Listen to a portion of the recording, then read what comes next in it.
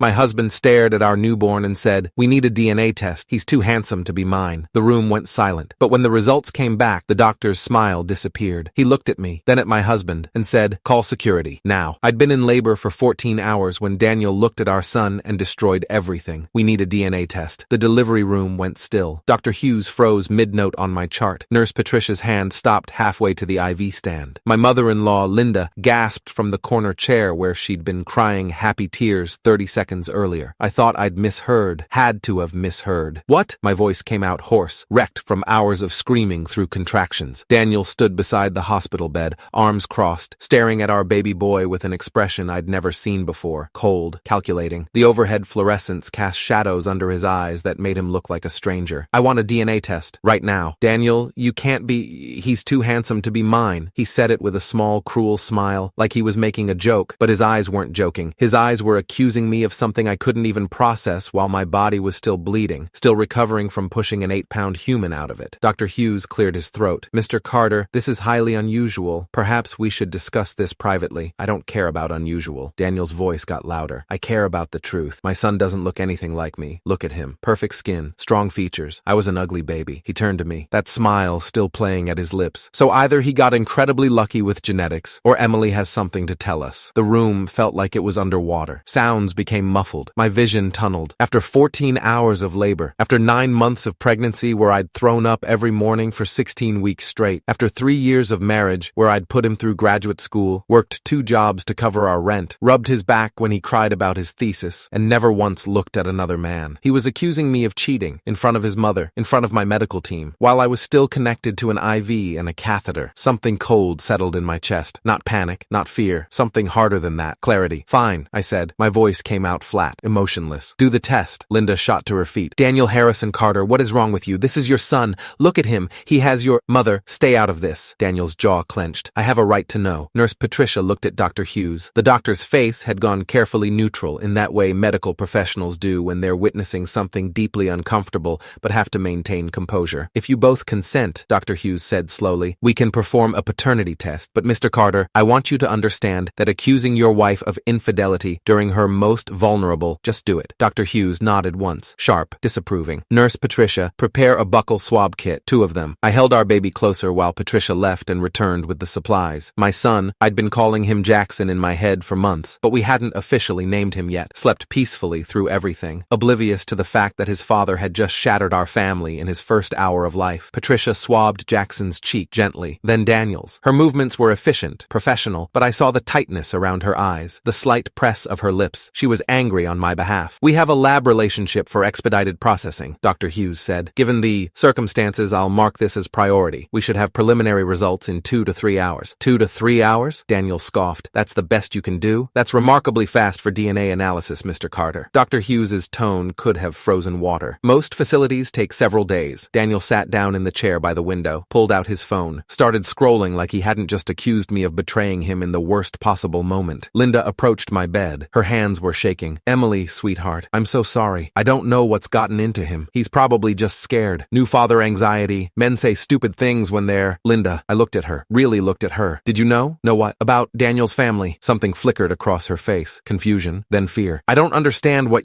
his real family, the one he doesn't talk about." Linda's face went white. Daniel's head snapped up from his phone. "Emily, what the hell are you talking about?" I didn't answer, just held Jackson and waited. The next 2 hours were the longest of my life. Linda sat in the corner, silent and pale. Daniel paced, checked his phone, stared at Jackson with an expression I couldn't read. Dr. Hughes came and went, checking my vitals, ensuring I was healing properly, saying nothing about the elephant in the room. Nurse Patricia brought me ice chips, helped me to the bathroom, whispered, "You're doing great, honey," in a way that made me think she meant more than my physical recovery. I'd been preparing for this moment for 12 weeks. 3 months ago, I'd been looking for our insurance paperwork. Daniel kept all our important documents in a fireproof lockbox in his home office. He'd given me the combination years ago. "In case something happens to me," he'd said. I'd opened it expecting to find birth certificates, social security cards, our marriage license. Instead, I found a birth certificate that said Daniel Matthew Harrison, not Daniel Matthew Carter. The date of birth matched. The hospital was in Montana, which lined up with where he'd told me he was born. But the name was wrong. The parents' names were wrong. Everything was wrong. I'd sat on his office floor for 20 minutes, staring at that document, feeling my reality crack apart. Then, I'd found the letter underneath it. "Daniel, if you're reading reading this, I'm probably dead or in prison. Don't try to find me. Don't use the Harrison name. I did things. Bad things. They'll be looking for anyone connected to me. Change your name. Disappear. Start over. It's the only way you'll be safe. M.E. Shacker, Harrison. The handwriting was shaky, desperate. The paper was dated 15 years ago, when Daniel would have been 19. I'd hired a private investigator the next day. His name was Marcus Webb, former LAPD detective, now running a small firm in downtown Portland. Cost me $20,500 up front, but he'd been thorough. 2 weeks later, Marcus had sent me a 40-page report. Michael Harrison, Daniel's father, was wanted for questioning in connection with 3 separate violent crimes across Montana, Wyoming, and Idaho. Nothing proven, never formally charged, but enough smoke that law enforcement across multiple jurisdictions had been trying to locate him for over a decade. He disappeared in 2010, right around the time Daniel legally changed his name and moved to Oregon for college. Daniel's mother, Catherine Harrison, had died in a car accident when Daniel was 16. After that, Daniel had lived with his father for 3 years until Michael vanished. The private investigator had found records of Daniel's name change petition from 2011, legal, above board. But he'd lied on the application about his reasons, claiming he wanted to distance himself from his mother's death, not mentioning his father at all. Everything I thought I knew about my husband was a lie. He'd told me his parents died when he was young, car accident, no siblings, no extended family. He'd been alone, he said, which was why he cherished the family we were building together. None of it was true. His mother had died, yes, but his father was alive, somewhere, hiding from crimes Daniel had never mentioned, and Daniel had buried it all, built an entirely new identity, married me, let me believe his made-up stories about a childhood that never existed. I'd spent the next 10 weeks wrestling with what to do. Leave him? Confront him? Pretend I didn't know? Then I'd realized something. The DNA test database. The national criminal database that law enforcement used. If Michael Harrison's DNA was in the system from old crime scene evidence, and Daniel submitted his DNA for any reason, it would flag. I'd contacted Detective Sarah Walsh at the Portland Police Department, explained the situation, showed her the documents. She'd been skeptical at first. Ma'am, having a parent with a criminal history isn't itself a crime. But when I'd showed her the sealed name change petition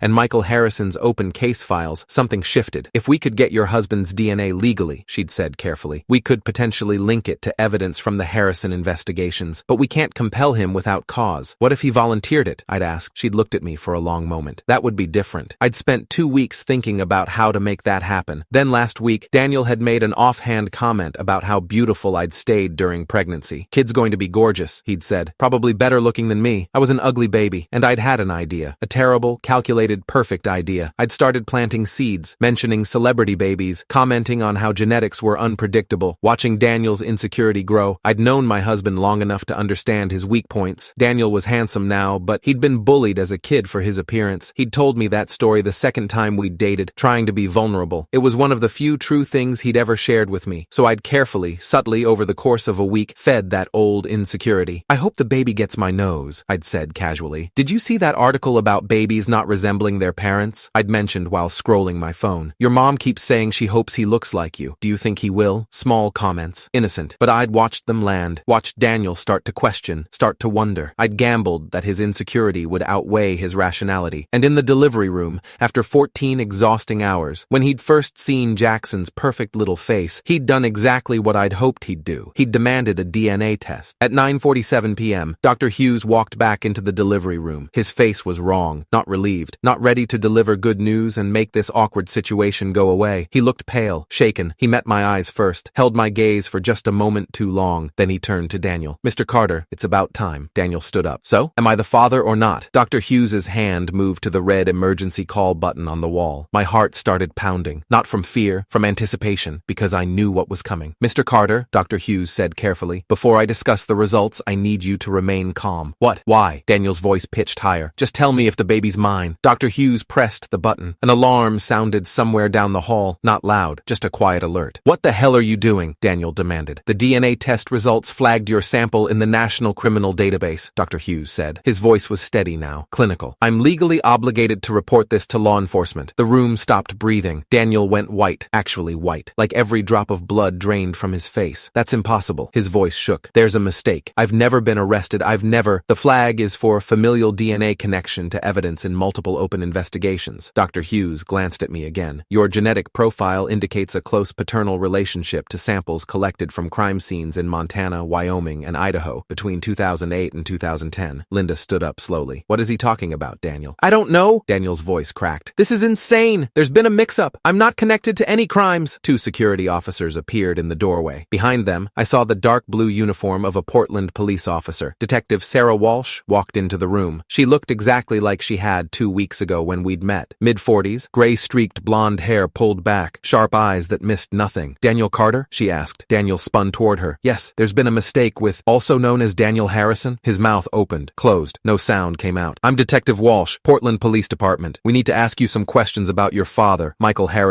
and your knowledge of his whereabouts. I don't know where he is. Daniel's voice was barely a whisper. I haven't seen him in 15 years. But you knew he was wanted for questioning in connection with multiple violent crimes when you legally changed your name in 2011? Yes, but I didn't do anything wrong. I just wanted to start over. You withheld information about a fugitive's identity during official investigations. You failed to report knowledge of his location when he was last known to be in contact with you. You provided false information on legal documents about your reasons for the name change. Detective Walsh's voice was matter-of-fact, not cruel, just factual. Those are crimes, Mr. Harrison. Everyone please stop calling me that. Daniel's voice rose to a shout. My name is Daniel Carter. I legally changed it. I didn't do anything wrong. I was 19. I was scared. Scared of what? Linda's voice came from the corner. She sounded broken. Daniel, what is she talking about? Who's Michael Harrison? Daniel turned to his mother. Mom, I can explain. Linda isn't your biological mother, I said quietly. Everyone looked at me. I adjusted Jackson in my arms. He'd started fussing, picking up on the tension in the room. I bounced him gently, kept my voice calm. Linda married Daniel's father when Daniel was 18, I continued. They were together for less than a year before Michael disappeared. Daniel told her his father had abandoned them, that they should start over with a new name. So she changed her name too, became Linda Carter. She had no idea about Michael's past, about the investigations. She thought she was helping her stepson escape an abusive father. Linda sank back into her chair. Oh my God, you knew. Daniel stared at me. How long have you known? 12 weeks. The number landed like a bomb. 12 weeks? His voice cracked. You've known for 3 months? And you didn't say anything? You built our entire marriage on lies, Daniel. I looked at him, really looked at him. 3 years. 3 years of me believing your stories about your tragic past, about being alone in the world, about how much family meant to you. All of it was fake. I was protecting you. He took a step toward me. The security officers moved forward, hands on their belts. He stopped. Emily, please. I was protecting you from my father, from his past. I didn't want you to be connected to any of that. You were protecting yourself. My voice was steady, cold. You were afraid someone would find out, that the truth would come out, that you'd lose the life you'd built by pretending to be someone else. Detective Walsh stepped forward. Mrs. Carter, when did you contact our department? 2 weeks ago, after I hired a private investigator and learned about the open investigations connected to Michael Harrison. I provided documentation of Daniel's name change and his connection to the case. Daniel's jaw literally dropped. You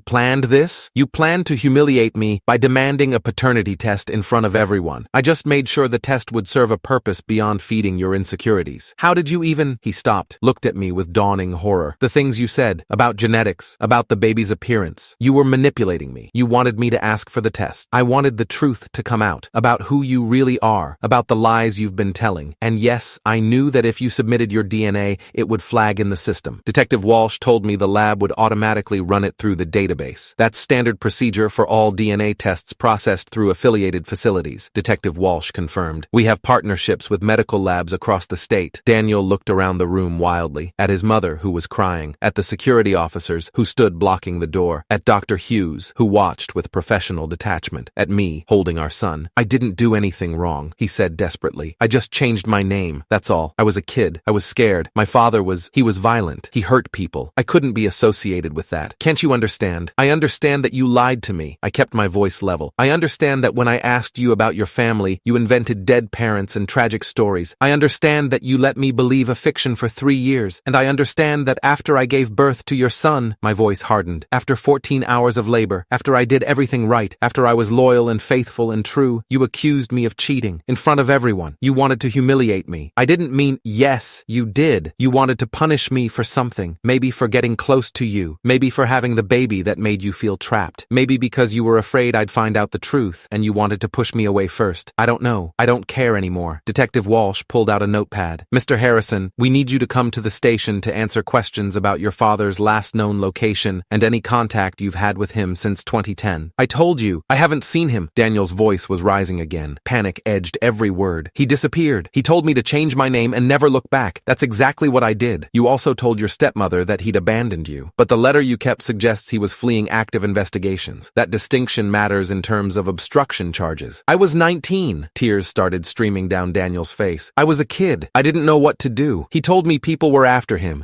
that they'd come after me too if I didn't disappear. So I did. I became someone else. I built a new life. I tried to be good. I tried to— His voice broke. I felt nothing. 3 months ago, I might have felt sorry for him, might have understood the scared 19-year-old who'd changed his name to escape his father's shadow. But that was before I'd learned every story he'd told me was a lie, before he'd accused me of infidelity while I was still bleeding from childbirth. Is the baby mine? Daniel asked suddenly, quietly. At least tell me that. Dr. Hughes looked at his tablet. The paternity test confirms a 99.9% probability that you are the biological father. Daniel's shoulders sagged. Thank God. You're welcome, I said dryly, for not cheating on you while I was pregnant with your child that I just spent 14 hours bringing into the world. He looked at me. Emily, please. I know I screwed up. I know I should have told you about my past, but I love you. I love our son. We can work through this. We can— No, the word hung in the air. I'm divorcing you. Linda made a small sound in the corner. You can't, Daniel said desperately. We just had a baby. We're a family. You can't just— I can. I will. And I'm going to petition the court to seal all records related to Jackson's father's identity until he's 18. You can't erase me. I can protect my son from being associated with a father who built his entire life on lies and a grandfather who's wanted for questioning in violent crimes. The court will side with me, especially given the circumstances of today. What circumstances? That you publicly accused me of infidelity immediately after I gave birth. That you demanded a DNA test in front of medical staff and your mother. That your accusations were recorded in the hospital's documentation. I looked at Dr. Hughes. Right, doctor? He nodded slowly. Everything that happens in this room is documented in the medical record, including conversations. You set me up, Daniel whispered. This whole thing. You set me up. You set yourself up when you decided to humiliate me. I just made sure there would be witnesses. Detective Walsh cleared her throat. Mr. Harrison, we really do need you to come with us now. Am I being arrested? Not at this time, but we need your statement on record, and we need to verify your claims about not having contact with your father. Depending on what we find, charges may be filed for obstruction of justice. What does that mean? Linda asked, her voice small. Will he go to jail? That depends on what he knew and when he knew it, Detective Walsh said. If he genuinely hasn't had contact with Michael Harrison since 2010 and has no knowledge of his current whereabouts, he'll likely face minimal consequences for the name change issue. But if he's been in contact and failed to report it, or if he's been actively helping his father evade law enforcement, that's a different story. Daniel looked at me one last time. I never contacted him. I swear, I did exactly what he told me to do. I disappeared. I became someone else. I never looked back. Except you kept his letter, I said, in a lockbox with your birth certificate. The one thing that proved who you really were. Because it was all I had left of the person I used to be. His voice cracked. Because sometimes I needed to remember that I wasn't always a liar. That I started out as someone real. For just a moment I felt something. A flutter of the love I used to have for him. Then I remembered him standing over me, arms crossed, saying, "He's too handsome to be mine," with that cruel little smile. The flutter died. "Take him," I said to Detective Walsh. She nodded to the security officers. They moved to either side of Daniel. "Mrs. Carter," Detective Walsh said, "we'll need a formal statement from you as well, but that can wait until you've recovered from delivery. I'll have an officer contact you in a few days." "Thank you, Detective." They led Daniel toward the door. He looked back once, face streaked with tears, mouth opening like he wanted to say something. Then they were gone. The room fell silent. Linda sat in her chair, staring at nothing. Nurse Patricia finished updating my chart with shaking hands. Dr. Hughes approached my bed carefully. "Mrs. Carter," he said gently, "I need to ask, are you safe? Do you feel threatened by your husband?" "No. Daniel isn't violent, just a liar." "Will you be returning to your home with him?" "He won't be there. I had the locks changed this morning while I was in labor. My brother has been moving Daniel's things to a storage unit all day. His key doesn't work anymore." Dr. Hughes blinked. "You've been planning this all day?" "I've been planning this for 12 weeks. Nurse Patricia let out a sharp laugh, then covered her mouth. "Sorry, that's not funny. It's just damn, girl." I smiled, tired, triumphant. "I'm a planner." Linda finally spoke. Her voice was hollow. "Emily, I didn't know about any of it. Michael told me his wife died, that Daniel needed a mother figure, that they needed to start fresh. I loved them both. I thought I was doing the right thing." "I know." I looked at her. "That's why I made sure you heard everything in this room. So you'd know I'm not keeping you from your grandson. Daniel lied to both of us, but you're innocent, and Jackson is going to need his grandmother." She started crying harder. "Thank you. Don't thank me yet. You're going to be my free childcare." She laughed through her tears. "Deal." Dr. Hughes checked Jackson's vitals one more time. "He's perfect. Strong heartbeat. Good color. You both did great today." "Even with the drama?" I asked. "Especially with the drama. You stayed calm, kept your baby safe, made sure everyone knew exactly what was happening and why. That took remarkable strength. I just wanted the truth to come out." "Well, it certainly did that." He smiled. "Get some rest, Mrs. Carter. You've had quite a day." After he left, it was just me, Jackson, Linda, and Nurse Patricia. "For what it's worth," Patricia said quietly, "I've been a delivery nurse for 22 years. I've seen a lot of terrible things things said in delivery rooms. What your husband did today was one of the cruelest. You didn't deserve that. No, I agreed. I didn't. And what you did in response, she paused. Some people might say it was manipulative, cold, calculating. They'd be right. Good, she grinned. He had it coming. After she left, Linda moved to the chair beside my bed, looked at Jackson sleeping peacefully in my arms. Can I hold him? She asked. I passed him over carefully, watched her cradle her grandson, her stepson's biological child, connected to a legacy of lies and crime and fear. What are you going to tell him? Linda asked softly. When he asks about his father, the truth. I looked at Jackson's peaceful face. That his father made mistakes, that people can be good and broken at the same time, that sometimes loving someone means protecting them from the damage of lies. Will you let Daniel see him? I considered that. If he gets his life together, if he's honest with me from now on, if he earns it, but he'll never live with us, never be part of our daily life. Jackson deserves better than growing up in a house built on deception. Linda nodded. That's fair. Is it? I asked. Sometimes I wonder if I'm being too harsh, if I should have confronted him privately, given him a chance to explain. He had 3 years to explain. Linda's voice was firm. He chose lies every single day, and then he humiliated you in your most vulnerable moment. You don't owe him anything, except his son. His son deserves a father who's honest. If Daniel can become that person, you'll let him in. That's more than fair. That's gracious. We sat in silence for a while. Linda held Jackson. I closed my eyes and let the exhaustion finally catch up to me. Emily? Linda's voice was hesitant. What you said about the planning, the private investigator, the detective, the timing of everything. Did you really orchestrate all of this? I opened my eyes. Yes. Why? Why not just leave him quietly? Why make it so public? Because quiet would have let him control the narrative. He would have told everyone I left him right after giving birth, made me look unstable, blamed hormones, painted himself as the victim. This way, everyone knows the truth. His mother knows. The hospital staff knows. The police know. There's no version of this story where Daniel is the good guy. Linda absorbed that. You're ruthless. I'm a mother. I looked at Jackson. And I won't let my son grow up in a world where his father's lies define us. Daniel wanted a DNA test to prove I was unfaithful. Instead, he proved that when you build your life on deception and then publicly humiliate your wife after 14 hours of labor, she might have already spent 12 weeks making sure the truth comes out in the most devastating, undeniable, permanent way possible. Linda was quiet for a long moment. Then, I'm proud to be his grandmother. Good, I smiled, because you're going to be doing a lot of babysitting. 3 months later, the divorce was finalized. Daniel pled guilty to obstruction of justice for failing to report information about his father's location when he'd been questioned by investigators years ago. He'd actually had an email from Michael Harrison in 2013, 3 years after his father disappeared, that he'd never disclosed. He got probation, community service, and a permanent record. His father was eventually found living in rural Alaska under a false name. The evidence linked to his DNA helped close 2 cases and opened investigations into 3 more. Daniel lost his job, his friends, his reputation. He started therapy, sent me letters apologizing, asking to see Jackson. I made him wait 6 months. Then I let him have supervised visits once a month. Linda supervised. He cried the first time he held Jackson after everything fell apart, told our son he was sorry, promised to be better. I don't know if he will be, but I'm giving him the chance I never got, the chance to know the truth from the beginning. Jackson is 4 months old now. He's healthy, happy, perfect. People ask me if I regret how I handled everything, if I wish I'd done it differently. I tell them no, because when someone shows you who they really are, especially in your